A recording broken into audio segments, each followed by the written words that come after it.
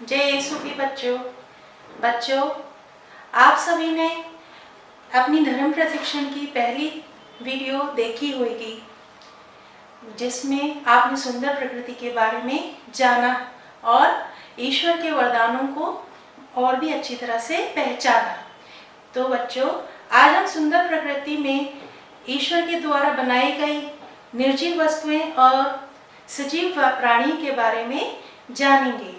पर इन सब से पहले हम प्रार्थना करेंगे और प्रार्थना करने के बाद अपनी धर्म प्रशिक्षण क्लास शुरू करेंगे। तो आइए बच्चों, आप अपने हाथ जोड़िए, आंखें बंद करिए और क्रूस का चिन्ह बनाइए। पिता, पुत्र, पवित्र आत्मा के नाम पर आमीन। हे हमारे पिता, तू जो स्वर्ग में है, तेरा नाम पवित्र किया जाए, तेरा राज्य आवे, तेरी इच्छा ऐसे स्वर्ग में है वैसे पृथ्वी पर पूरी हो। हमारा प्रतिदिन का आहार आज हमें दे और हमारे अपराध हमें क्षमा कर, जैसे हम भी अपने अपराधियों को क्षमा करते हैं, और हमें परीक्षा में न डाल, किंतु बुराई से बचा। आमीन। पिता, पुत्र, पवित्र आत्मा के नाम पर आमीन।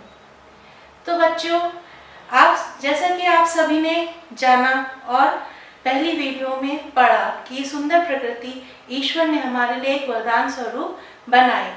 तो इस सुंदर प्रकृति में ईश्वर ने हमें सूरज, चांद, तारे, पेड़ पौधे, फूल, नदियां, पत्थर, पहाड़, ये सब चीजें दी। उसी तरह से उन्होंने मछलियां भी बनाई हैं, चिड़ियाएं भी बनाई हैं, फिर जानवर बनाए, और सबसे बड़ा वरदान उनका क्या है? हम मनुष्य। तो हम आज की धर्म प्रशिक्षण उसमें जानेंगे कि सुंदर प्रकृति में ईश्वर ने हमारे लिए निर्जीव वस्तुएं कैसे बनाई हैं और क्या क्या बनाई हैं। ठीक है, पर उससे पहले आप मुझे ये बताइए कि आपने सुंदर प्रकृति में क्या क्या चीजें देखी हैं। आपसे मैंने कहा था कि आपको सुंदर प्रकृति के बारे में, अपने नेचर के बारे में देखना है और अपनी ड्राइंग कॉपी में ड्रॉ करना था, आपको बनाने थे चित्र। क्या आप लोगों ने बनाए हैं? ठीक है, जिन्होंने नहीं बनाया है आपको वो बनाना है। ठीक है बच्चों, तो सुंदर प्रकृति में आपने क्या देखा था? सूरज, चांद, तारे, नदियां, पहाड़, पेड़ पौधे, आग, लकड़ियां, बारिश, और पत्थर हो गए, ईंट हो गई, चट्टानें हो गई। ये सब चीजें किसने बनाई है? ईश्वर ने। तो इन्हीं सुंदर प्रकृतियों में ईश्वर ने निर्जीव वस्तुएं भी बनाई हैं। निर्जीव वस्तु मतलब, निर्जीव का मतलब ये है जिसमें प्राण नहीं होते हैं, जिन चीजों में जीवन दान नहीं होता है। जैसे कि पानी, क्या पानी सांस लेता है? नहीं लेता है, तो पानी निर्जीव वस्तु है। आग हो गई, आग भी सांस नहीं लेती है, ना वो खाना खाती है, तो आग क्या है? निर्जीव वस्तु है। उसी तरह से आपके सूरज हो गया, चांद हो गए, तारे हो गए, ये सब चीजें क्या है? निर्जीव वस्तुएं हैं। इन सभी चीजों में प्राण नहीं है, लेकिन ये सारी चीजें हमारे लिए बहुत ज्यादा महत्वपूर्ण है। ठीक है, किस तरह से महत्वपूर्ण है? अगर दिन में सूरज नहीं निकलेगा तो क्या होगा? प्रकाश नहीं होगा, रोशनी नहीं होगी, और अगर रोशनी नहीं होगी तो हम कहाँ से देखेंगे और हमारा काम कैसे होएगा? तो ईश्वर ने हमारे लिए रोशनी दी है, हमें रोशनी बनाई है हमारे लिए सूरज के द्वारा। सूरज बनाया, उससे हमारे लिए रोशनी बनाई। उसी तरह से रात में ईश्वर ने हमारे लिए चांद, तारे बनाए, जो कि हमें रात में आकाश की सुंदरता बढ़ाते हैं, और हमारे को चांद से रोशनी होती है। तो ये क्या है? ये ईश्वर के द्वारा बनाई गई प्रकृति है, और ये निर्जीव वस्तुएं हैं। अब नदी हो गई, नदी से हमें क्या मिलता है? पानी मिलती है, झरने होते हैं, झरने में पानी होता है। तो पानी भी हमारे लिए बहुत ज्यादा महत्वपूर्ण है, हमारे लिए बहुत ज्यादा इम्पोर्टेंट है, क्योंकि इसी पानी से हम अपना खाना बनाते हैं, हम पानी पीते हैं।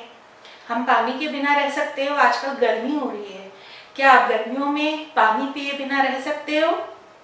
नहीं रह सकते, क्योंकि आपको प्यास लगती है, और जब आपको प्यास लगती है तो आप क्या पीते हो? पानी पीते हो ना। हाँ, तो हमारे लिए पानी भी बहुत ज़्यादा ज़रूरी है। तो ईश्वर ने हमारे लिए पानी बनाया, निर्जीव वस्तु है लेकिन हमारे लिए बहुत ज़्यादा महत्वपूर्ण है। ठीक है, उसी तरह से ईश्वर ने हमारे लिए आग बनाई। आग, आजकल तो आपकी मम्मी गैस पे खाना बनाती हैं, गैस में आग जलाते हैं ना, तो वो आग क्या होती है? आग से हम खाना बनाते हैं, और जाड़ों में ठंडी होती है तो हम आग के पास बैठ के अपने हाथ से गर्म करते हैं, अपनी बॉडी को गर्म करते हैं आग से। तो आग भी हमारे लिए बहुत ज़्यादा इम्पॉर्टेंट है, बहुत ज़्यादा ज़रूरतमंद चीज़ है। बट क्या है? आग निर्जीव वस्तु है, आग में भी कोई प्राण नहीं है। पहाड़ हो गए, सुंदर सुंदर पहाड़ होते हैं, पहाड़ों में हरियाली होती है ना। तो वे पहाड़ भी क्या है? ये हमारी धरती को, हमारी पृथ्वी को सुंदर बनाती है। ठीक है बच्चों। अब देखिए, पत्थर हो गए। पत्थरों से क्या होता है? पत्थरों से हम घर बनाते हैं, दीवार बनाते हैं। आपने देखा होगा जब कहीं पर घर बनता है, बुनियाद डलती है, तो उसमें क्या डलता है? सबसे पहले पत्थर लगते हैं, पत्थरों से बुनियाद बनती है। तो पत्थर भी हमारे लिए बहुत ज्यादा जरूरत की चीज है। ठीक है, और जो भी है, पत्थर निर्जीव वस्तु है लेकिन फिर भी वो हमारे लिए बहुत ज्यादा जरूरत की चीज है। आप देखिए क्या क्या चीजें हैं जो हमारे लिए बहुत जरूरत, हमारे लिए बहुत इम्पोर्टेंट है, बहुत जरूरी है हमारी लाइफ में होना, हमारी जीवन में होना। सूरज का बहुत जरूरी है, अगर सूरज नहीं होगा तो हम सूरज के बिना नहीं रह सकते। सूरज की किरणें हमारे लिए बहुत ज़्यादा ज़रूरी होती हैं, हमारे को गर्मी देती हैं, बॉडी में ताकत देती हैं, और दिन में रोशनी करती हैं, प्रकाश करती हैं, उजियाला होता है सूरज से। उसी तरह से रात में चांद तारे निकलते हैं, वो आकाश की सुंदरता को बढ़ाते हैं। तो ये सब चीज़ें हमारे लिए बहुत ज़्यादा ज़रूरी हैं। वैसे आग हो गई, आग हमारे लिए ज़रूरी है क्योंकि आग हमारे लिए क्या करती है? हम उससे भोजन बना पाते हैं, आग से हम खाना बनाते हैं, पानी गर्म करते हैं, और बहुत सी चीज़ें होती है। जैसे जंगलों में, अगर पुराने ज़मानों में क्या होता था, जब लोग कहीं जाते थे तो वो मशाल जलाते थे। आपने देखा होगा, लकड़ी होती है, लकड़ी पे कपड़ा लपेटा हुआ होता है, उसको जला के लोग जलाते थे, आग लगाते थे, और अपने रास्ते में एक टॉर्च का काम करती थी वो। ठीक है, मशाल मतलब टॉर्च का काम करती थी वो पुराने ज़माने में। और अब तो टॉर्चेज आ गई हैं, उसका वो तो खैर इंसान ने बनाई है, बट मशाल हो गई, वो आग से चलती है, और उससे क्या होता है? लोग उससे अपना रात में कहीं जाते थे तो वो उस मशाल का उपयोग करते थे। अब पानी हो गया, पानी भी हमारे लिए बहुत ज़रूरी है। तो जो नदियाँ हैं, झरने हैं, इन सब का ध्यान हमें रखना चाहिए। अपनी जो कूड़ा होता है वो सब नदियों में नहीं फेंकना चाहिए। ठीक है बच्चों। तो बच्चों, अब इस सुंदर प्रकृति में आपने जाना कि ईश्वर ने किस तरह से निर्जीव वस्तुएं बनाई। ठीक है, अब सुंदर प्रकृति में क्या क्या चीजें थी जो ईश्वर ने हमारे लिए बनाई? बहुत सारी चीजें हैं, जैसे पहाड़, नदियाँ, आग, पेड़, पत्थर, मिट्टी, पहाड़, सूरज, चांद। ठीक है, तो ये सब चीजें क्या है? सुंदर प्रकृति का एक हिस्सा है, और इसी में से निर्जीव वस्तुएं हैं, जैसे कि पहाड़, पत्थर, नदियाँ, सूरज, चांद, आग, लकड़ी, ये सब चीजें क्या है? निर्जीव वस्तुएं हैं। अब देखिए, आपको मैं एक चित्र दूंगी, उस चित्र को देख के आप निर्जीव वस्तुओं को अलग छाटिएगा और उनके नाम अपनी कॉपी में लिखिएगा। ठीक है बच्चों। तो निर्जीव जो चित्र आपको दिखा रही हूँ, इसमें आप निर्जीव वस्तुओं का नाम लिखेंगे इसमें से देख के। ठीक है, अब आपको एक वाक्यांश दे रही हूँ, वो आपको अच्छी तरह से याद करना है। और वो वाक्यांश है प्रेरितों के धर्मसार। ठीक है, मैं स्वर्ग और पृथ्वी के सृजनहार स्वशक्तिमान पिता परमेश्वर में विश्वास करता हूँ। एक बार फिर दोहराऊंगी और आपको ये वाक्यांश याद करना है। ठीक है, मैं स्वर्ग और पृथ्वी के सृजनहार स्वशक्तिमान पिता परमेश्वर में विश्वास करता हूँ। आपको ये वाक्यांश याद करना है। ठीक है, और आपको एक एक्टिविटी भी दूंगी, एक और एक्टिविटी देती हूँ कि आप जब स्कूल शुरू हो जाएंगे, जब आपके स्कूल खुल जाएंगे, तो आप क्या करोगे, आप स्कूल से आते जाते जितनी भी चीज़ें देखोगे उनके चित्र बनाओगे और उनके नाम लिखोगे।